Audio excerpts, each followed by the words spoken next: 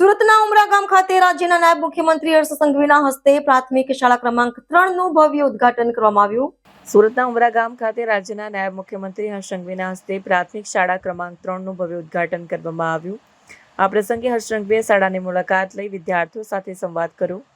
હર્ષ સંઘવીએ શિક્ષણ મોડેલનો પ્રચાર કરનારાઓ પર આકરા પ્રહાર કર્યા। તેમણે જણાવ્યું હતું કે કેટલાક લોકો શિક્ષણની મોટી વાતો કરે છે, પરંતુ હકીકતમાં તેઓ શિક્ષણના બજેટનો ઉપયોગ બીજા રાજ્યોમાં પોતાની તસવીરો સાથેની જાહેરાતો આપવામાં કરે છે।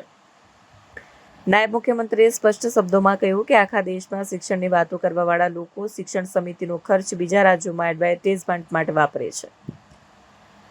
તેમણે ઉમેર્યું કે ભાજપ શાસિત મહાનગરપાલિકાએ સુનિશ્ચિત કરે છે કે ટેક્સના પૈસાનો એક રૂપિયો વિદ્યાર્થીઓના સ્પોર્ટ્સવેર, પૌષ્ટિક ભોજન અને અત્યાધુનિક સુવિધાઓ પાછળ ખર્ચાય નહીં કે તે નેતાઓના ફોટા ચમકાવવા પાછળ।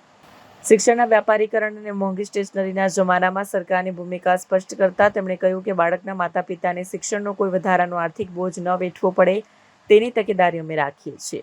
જ્યારે અન્ય લોકો માત્ર ફીની વાતો કરે છે, ત્યારે અમે ગ્રાઉન્ડ લેવલ પર સુવિધા ઊભી કરીને વાલીઓનો વિશ્વાસ જીત્યો છે। આ સાથે જ મધ્યાહન ભોજન દ્વારા બાળકોને પૌષ્ટિક આહાર મળે તેવી વ્યવસ્થાને વધુ સુદૃઢ બનાવવામાં આવી છે।